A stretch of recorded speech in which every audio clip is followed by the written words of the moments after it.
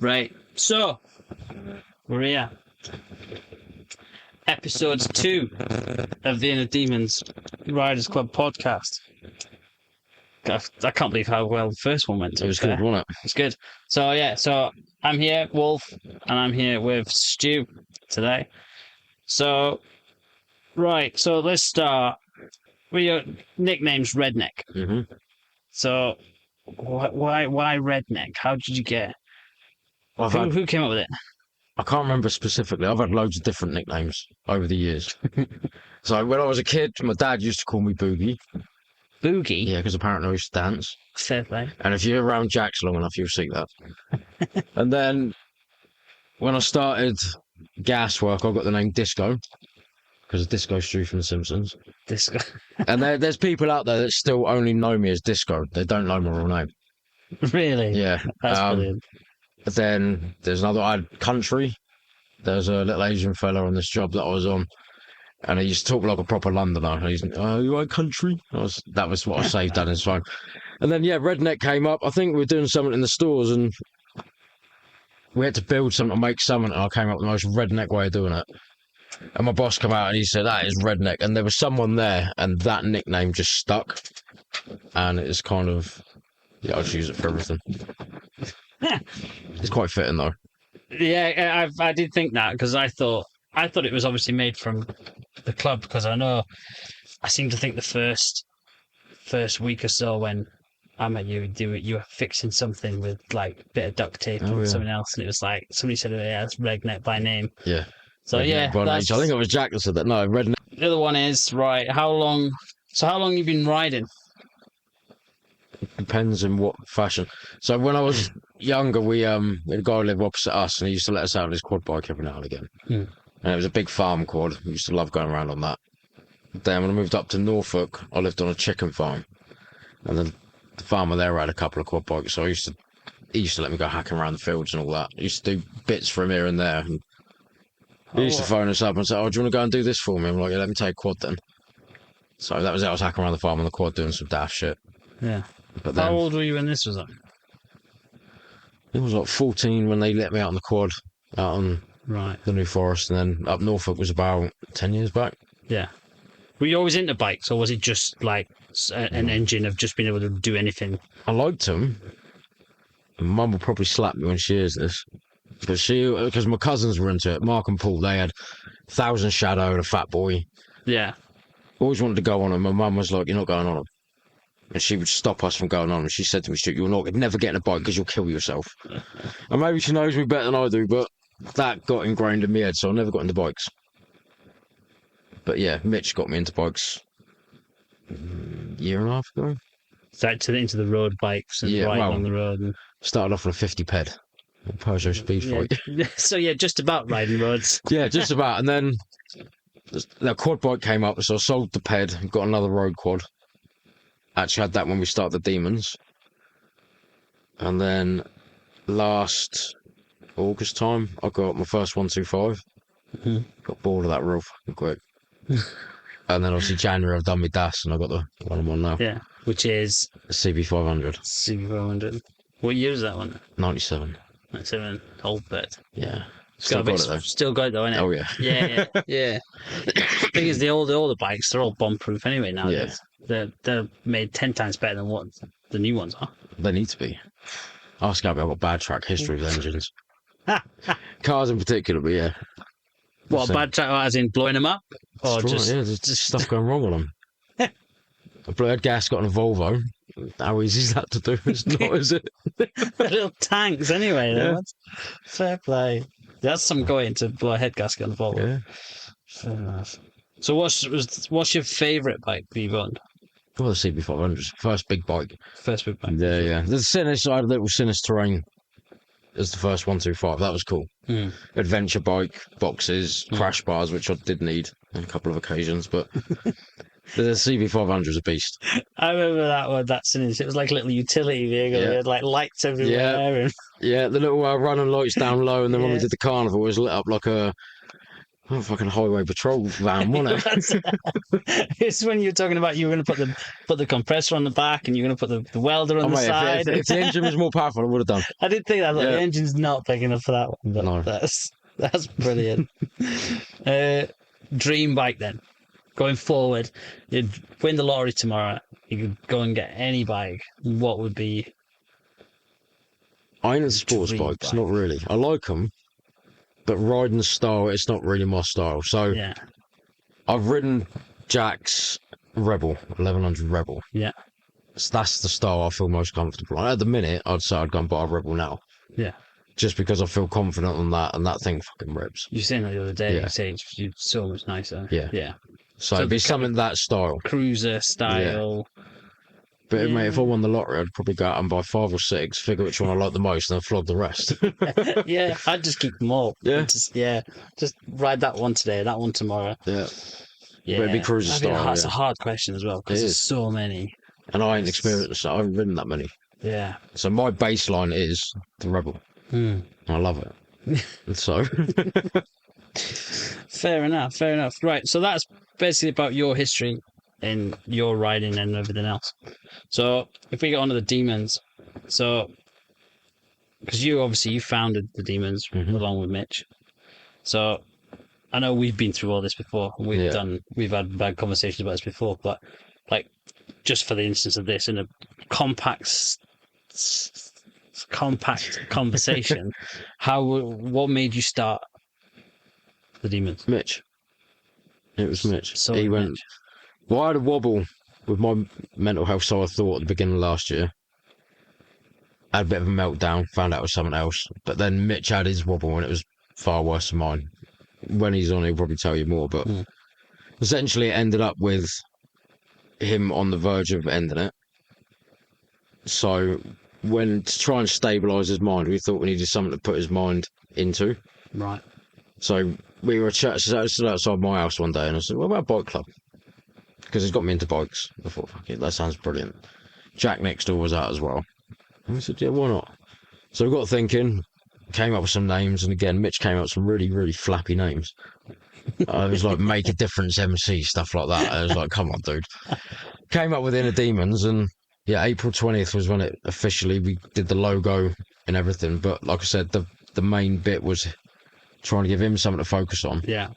And if I get a project in my head, I hope to focus on it. So that was it. That was the start of it. Yeah. Something to focus on, something to try and do better and get mental health out there.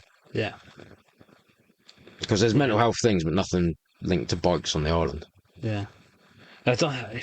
There's a few things in the country, isn't there? But I don't see a massive rave for bike stuff related, even in the whole country, no matter on the island. I mean, you got there's that a couple of pieces, but mental health motorbike's a big charity. yeah, There's a couple of others, but there's not on the island. no, Nothing remotely linked to bikes and mental health. no. Has it when you set it up and you stood there and set it up? Has it gone the way that you thought it was going to go? No. Is this what you had in mind when you sat there on that wall outside your house and went, let's make a bike club or a riders club? Is it gone anywhere close to where you thought? Bigger. Bigger. Yeah, dude, I thought it was like it started out with 3 of us. Then Shane joined in, it was 4. Our first meet, we had 4 of us. Yeah. Then my other neighbour, the other side, he joined, so there's 5 of us, and he turned up every now and again. But yeah, the first few meets, it was like 5 of us. So where did you think it was going to go when you sat there and did it? Did you think, it's just going to be half a dozen of us just pottering about the island? Yeah. I thought it was just going to be mates. Yeah. And we made the Facebook for it, and yeah, it just blew up, and we didn't know where it come from. And to be fair, where it is now is just fucking astounding. It's Overwhelming at times. It's busy. Yeah. I mean, we're recording a podcast. Like, I would never have thought. Yeah, it's fantastic. I didn't know we'd get to the point where we got a group of admins and we got all the members we have. Admins running their own things. I mean, you're doing the podcast. Yeah. You got Shane that's running the fishing with a couple of members. Yeah. The weekly meets. I mean, the other big events we've got coming up this year. I didn't think we'd be in a carnival, man. We're in 3 this year. 3 this year, hopefully. Yeah. As soon as they open, Hopefully. Yeah. Never thought. Brilliant.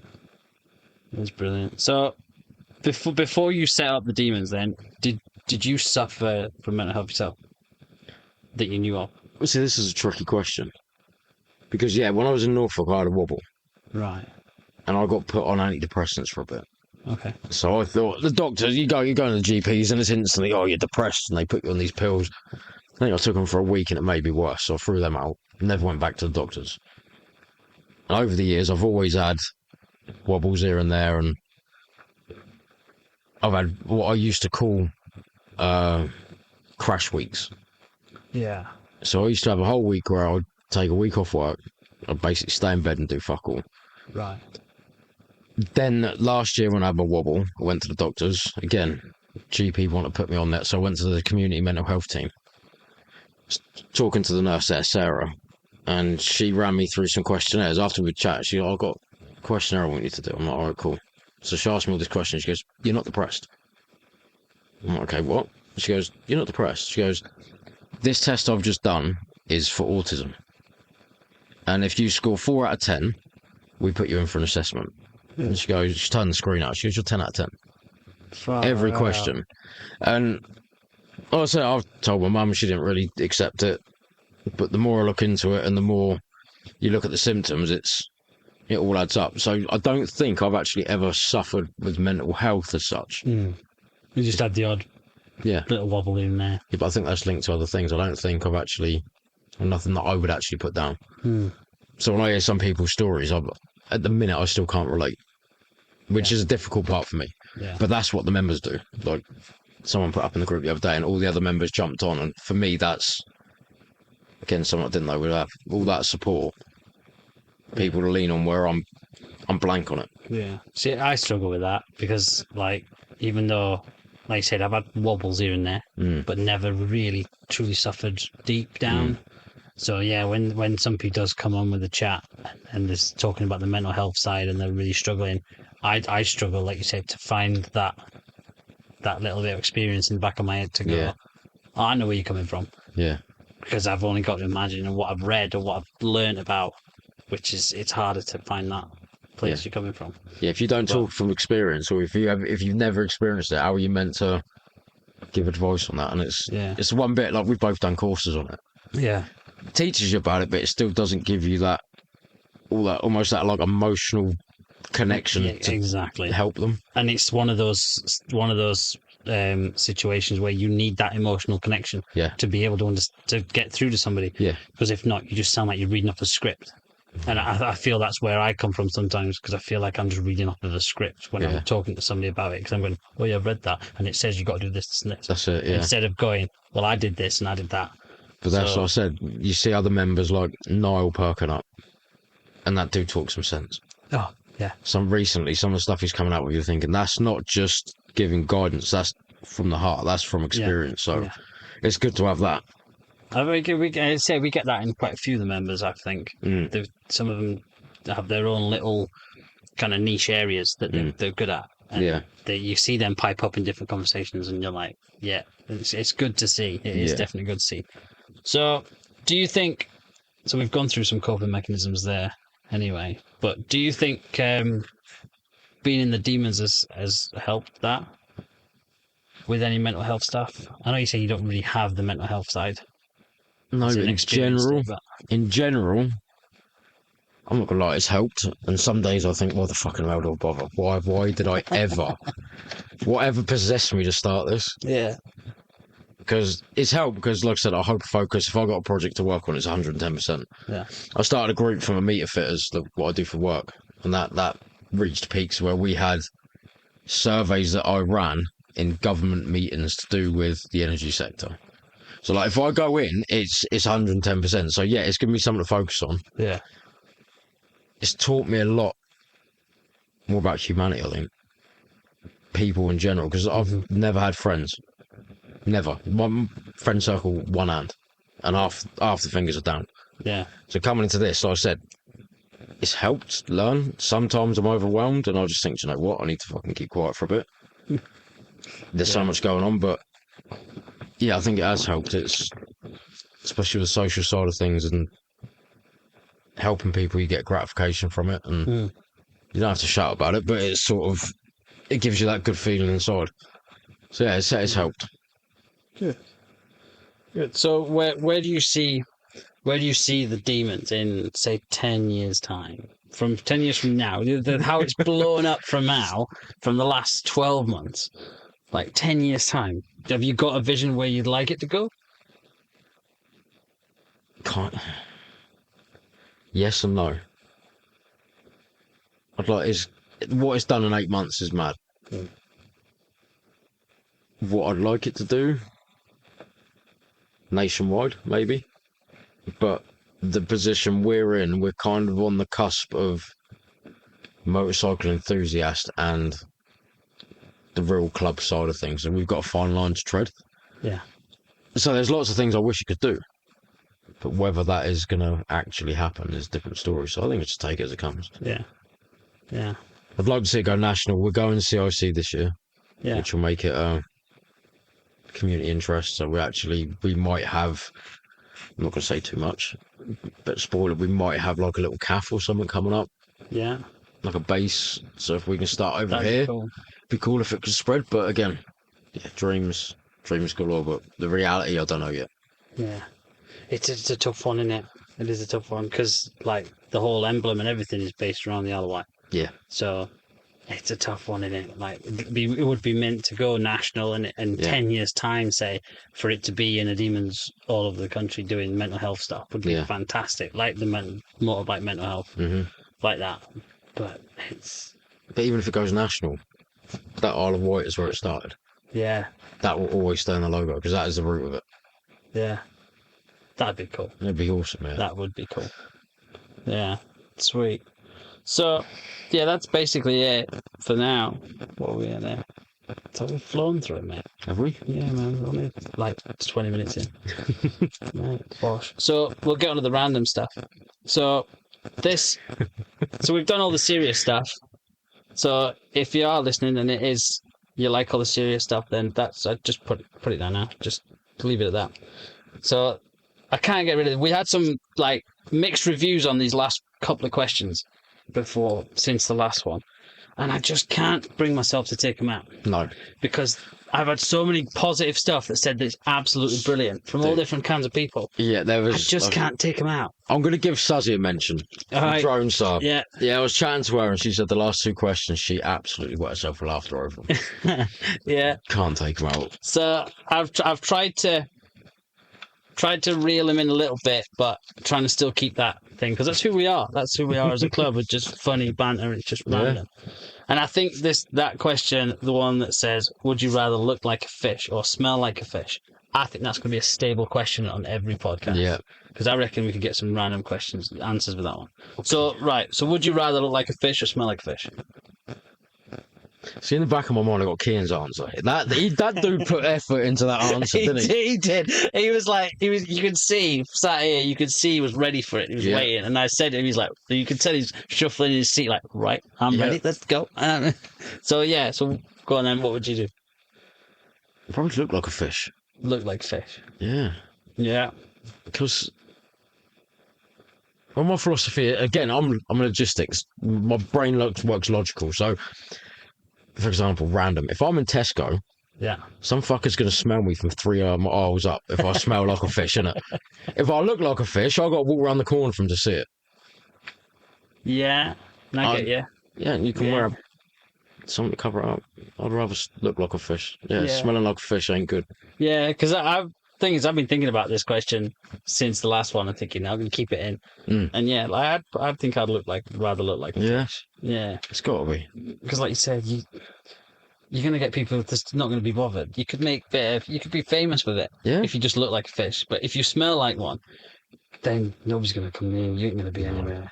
So I mean, I got accused of looking like 2 animals in school anyway. So what's the third?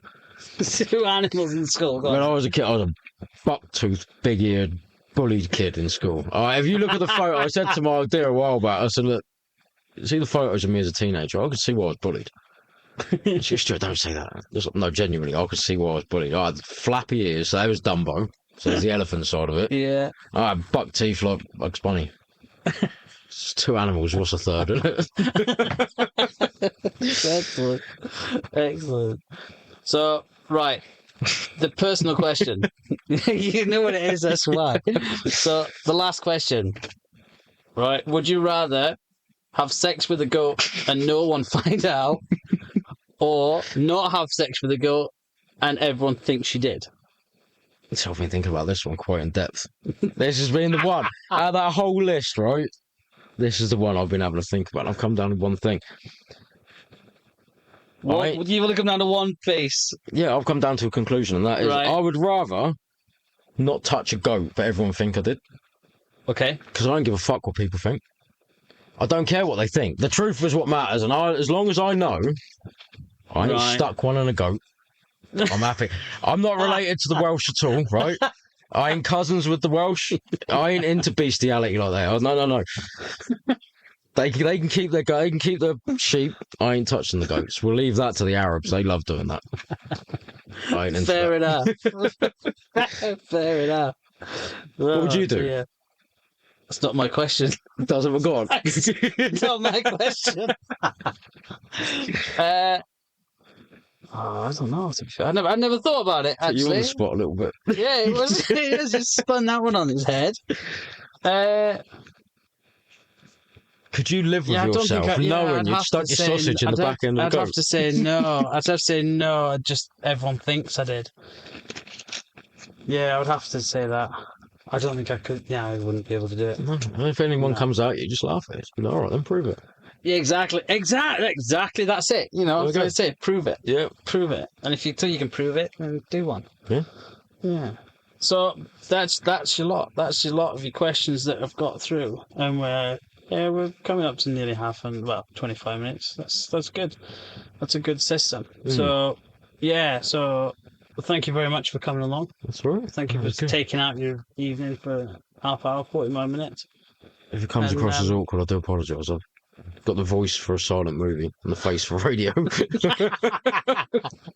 Excellent. Yeah, well, like I say, we're still trying to work it through. We're still trying to fine tune it and everything else. But I mean, it's going well. Like I said, the feedback from the first one went really well. So hopefully we can keep it going, keep it getting better, and keep getting guests in. Bring on Truck Talk as well. Truck Talk's going to be mint. Yeah, so we could do a bit of a spoiler for that one. I've just got the microphone today, actually. Oh, so basically what it is I drive a HGV, and the idea is that some of the demons come with us and literally do a shift with me at work, and we just sit there and talk crap, because I've had a couple of our members, Kian being one and Ben being another one, and Ryan came with us and have come and done a shift with us, and we just waffle and talk crap. And because it's such a nice, quiet, confined space, you just talk crap.